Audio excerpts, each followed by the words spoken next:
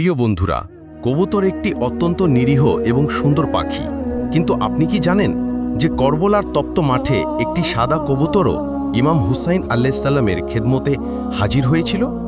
আখিরে সেই নির্বাক পাখি সেখানে কেন গিয়েছিল, ইমাম হুসাইন আলাইহিসসালাম তাকে কি বলেছিলেন এবং তারপর সেই কবুতর তার অফাকে কিভাবে পালন করেছিল, এটি শুনে আপনার হৃদয়ও কেঁপে উঠবে। এমন কি রহস্য ছিল যে আল্লাহ তাআলা সেই ছোট পাখিতে শিফার মতো মহান নিয়ামত রেখেছিলেন? বিশ্বাস করুন, এই ঘটনা শুনে আপনার চোখও ভিজে যাবে, তাই ভিডিওটি শেষ পর্যন্ত অবশ্যই দেখুন। প্রিয় বন্ধুরা, 61 হিজরির 10 মহরমের দিন করবলার মাঠে যখন ইমাম হুসাইন রাদিয়াল্লাহু তাআলা আনহুর পবিত্র মাথা শরীর থেকে বিচ্ছিন্ন করে দেওয়া হয়েছিল, যখন তাকে শহীদ করা হয়েছিল, তখন ইয়াজিদের ফৌজ রাসূলুল্লাহ সাল্লাল্লাহু আলাইহি সাল্লামের সাহাবীদের কন্যাদের বন্দী করে নিয়েছিল। ইমাম হুসাইন আলাইহিসসালাম ও তার সাথীদের করবলার মাঠে ফেলে রেখে তারা কুফা ও শামের দিকে রওনা হয়ে গিয়েছিল। প্রিয় বন্ধুরা, এর সাথে সাথে আমরা আপনাদের করবলার মাঠের সাথে সম্পর্কিত একটি হাদিসও বলে দিয়েছি। যখন মোহাম্মদ মুস্তাফা সাল্লাল্লাহু আলাইহি সাল্লাম তার প্রিয় কন্যা হযরত ফাতিমা রাদিয়াল্লাহু তাআলা আনহাকে ইমাম হুসাইনের শাহাদাত এবং তার উপর আসা মুসিবতের খবর দিয়েছিলেন, তখন হযরত ফাতিমা রাদিয়াল্লাহু তাআলা আনহা যখন শুনলেন যে হুসাইন 3 দিন পিপাসায় থাকবেন এবং তাকে নির্মমভাবে জবাই করে দেওয়া হবে, তারপর তার লাশ বিনা কাফন মাটিতে পড়ে থাকবে, তখন তিনি খুব জোরে কেঁদেছিলেন এবং আর্জ করেছিলেন, হে আব্বা, আমার এই হুসাইনের ওপর এই মুসিবত কোন যুগে আসবে? রাসূলুল্লাহ সাল্লাল্লাহু আলাইহি সাল্লাম বলেছিলেন, হে ফাতিমা, আফসোস, যখন তোর এই সন্তান মুসিবতে পড়বে তখন সে একা থাকবে, সেই সময় আমি থাকব না, তুমি থাকবে না এবং আলীও থাকবেন না। এটি শুনে হযরত ফাতিমা রাদিয়াল্লাহু তাআলা আনহা আরও বেশি কেঁদেছিলেন এবং ব্যাকুল হয়ে পড়েছিলেন। তিনি আর্জ করেছিলেন, হে আব্বাজান, যখন আমার ছেলেকে এত নির্মমভাবে শহীদ করা হবে তখন তার জন্য কে কাঁদবে, কে মাতম করবে? হযরত মুহাম্মদ সাল্লাল্লাহু আলাইহি সাল্লাম বলেছিলেন, আমার উম্মতের নারীরা আমার আহলে বাইতের নারীদের মুসিবত মনে করে কাঁদবে এবং আমার উম্মতের পুরুষরা আহলে বাইতের পুরুষদের জন্য চোখের পানি ফেলবে। হে ফাতিমা, আমার উম্মতের সম্প্রদায়গুলো প্রতি বছর একের পর এক তোর হুসাইনের মাতম করতে থাকবে এবং যখন কিয়ামতের দিন হবে তখন নারীদের শাফায়াত তুমি করবে এবং পুরুষদের শাফায়াত আমি করব। আর যে ব্যক্তি হুসাইনের মুসিবত শুনে কাঁদবে, আমরা তার হাত ধরে তাকে জান্নাতে প্রবেশ করাবো। হে ফাতিমা, কিয়ামতের দিন সব চোখ কাঁদবে, কিন্তু যে চোখ হুসাইনের মুসিবতে কেঁদেছিল সেই চোখকে সেদিন জান্নাতের সুসংবাদ দেওয়া হবে। তো প্রিয় বন্ধুরা, যখন 10 মুহররমের দিন ইমাম হুসাইন রাদিয়াল্লাহু তাআলা আনহুকে শহীদ করা হয়েছিল, তখন রাসূলুল্লাহ সাল্লাল্লাহু আলাইহি ওয়াসাল্লামের নাতি করবলার মাটিতে বিনা কাফনে একা পড়েছিলেন। এমন সময় পুরো আকাশে অন্ধকার ছেয়ে গেল। লোকেরা ভাবতে লাগলো যে সম্ভবত রাত হয়ে গেছে। আকাশের তারারা একে অপরের সাথে ধাক্কা খেতে লাগলো। বলা হয় সেই সময় আকাশ থেকে রক্তের বৃষ্টি হয়েছিল, অর্থাৎ ইমাম হুসাইন আলাইহিস সালামের গমে আকাশও রক্তের অশ্রু কাঁদছিল। 61 হিজরির 10 মুহররমের সন্ধ্যায় একটি সাদা কবুতর করবলার মাঠের উপর দিয়ে উড়তে উড়তে যাচ্ছিল। সে দেখল যে তপ্ত মাটিতে রাসূলুল্লাহ সাল্লাল্লাহু আলাইহি ওয়াসাল্লামের নাতির পবিত্র দেহ একা পড়ে আছে। সেই কবুতর চিৎকার করে আকাশ থেকে নেমে মাটিতে এলো এবং অন্য পাখিদের বলতে লাগলো, কিয়ামত এসে গেছে, কিয়ামত এসে গেছে, ইমাম হুসাইনকে শহীদ করা হয়েছে এবং রাসূলের খানদানের রক্ত করবলার মাটিতে ছড়িয়ে পড়েছে। এভাবে সেই সাদা কবুতর ইমাম হুসাইনের গমে কাঁদতে লাগলো এবং নিজেকে ইমামের রক্তে ভিজিয়ে নিল। তারপর সে সেখান থেকে উড়ে মদিনা শরীফে পৌঁছে গেল। মদিনায় পৌঁছে সেই কবুতর তাওয়াফের ভঙ্গিতে রাসূলুল্লাহ সাল্লাল্লাহু আলাইহি ওয়াসাল্লামের রওজার চারপাশে চক্কর দিতে লাগলো। তার ডানা থেকে রক্তের ফোঁটা ঝরছিল। মদিনার লোকেরা যখন এই কবুতরের অবস্থা দেখল, তখন তারা হতবাক ও বিচলিত হয়ে গেল। লোকেরা নিজেদের মধ্যে বলতে লাগলো, আখিরে এটা কি ব্যাপার?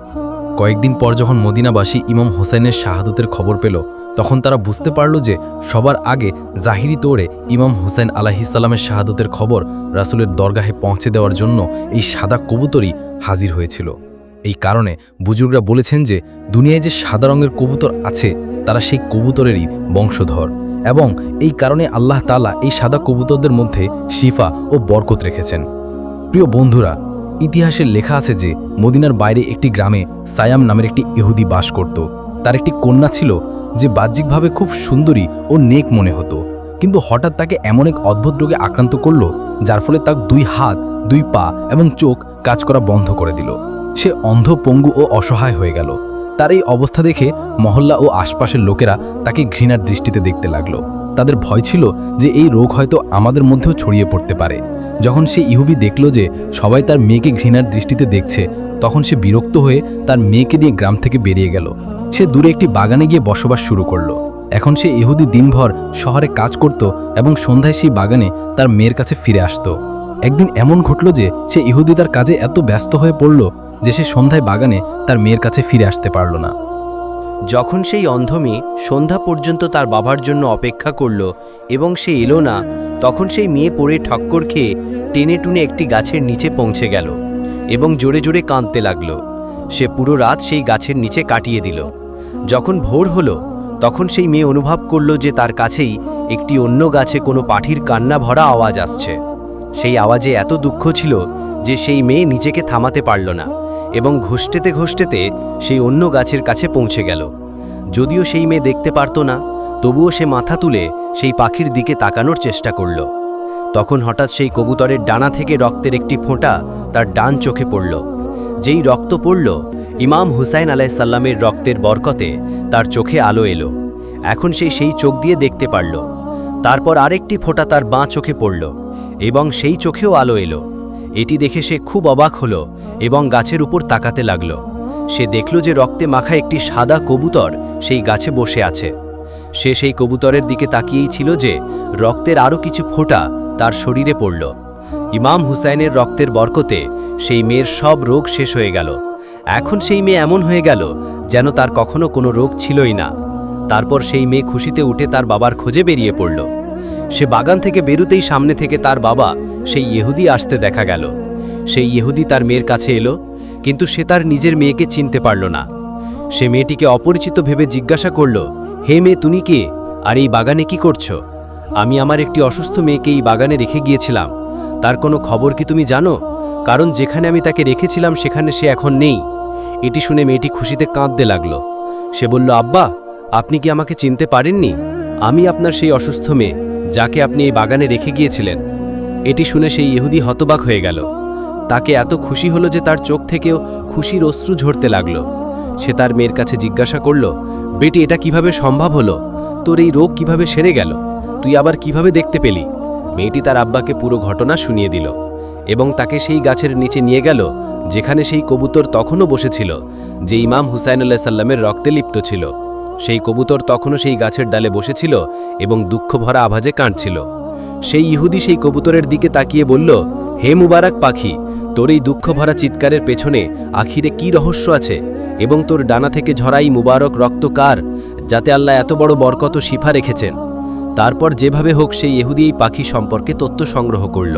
যখন সেই ইহুদি জানতে পারল যে এই রক্ত যা এই কবুতরের ডানায় লেগে আছে তার রাসূলের নাতি হযরত ইমাম হুসাইন আলাইহিস সালামের, এবং সেই মুবারক রক্তের কারণেই তার মেয়ের চোখে আলো ফিরে এসেছে এবং তার মারাত্মক রোগও চলে গেছে, তখন সেই ইহুদি তৎক্ষণাৎ বলতে লাগল, যদি হযরত ইমাম হুসাইন আলাইহিস সালামের নানা রাসূলুল্লাহ সাল্লাল্লাহু আলাইহি ওয়াসাল্লাম সত্যের উপর না থাকতেন, যদি তার নাতি সত্যের উপর না থাকতেন, তাহলে তার রক্তের ফোঁটায় এত বরকত ও এত শিফা কিভাবে থাকত?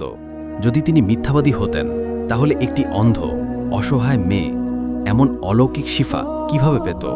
এরপর সেই ইহুদি সেখানেই সেই বাগানে তার মেয়ের সাথে কালিমা পড়ল এবং ইসলাম কবুল করল। এবং তারপর যখনই কেউ তাকে জিজ্ঞাসা করত যে তুমি ইসলাম কেন গ্রহণ করলে, তখন সে এই পুরো ঘটনা অশ্রুসিক্ত চোখে বিস্তারিতভাবে শুনিয়ে দিত। সালাম হোক রাসূলুল্লাহ সাল্লাল্লাহু আলাইহি ওয়াসাল্লামের খানদানের উপর, সালাম হোক সেই পবিত্র রক্তের উপর যা ইসলামের হিফাজত ও বাঁচিয়ে রাখার জন্য করবলার মাটিতে বয়ে গিয়েছিল।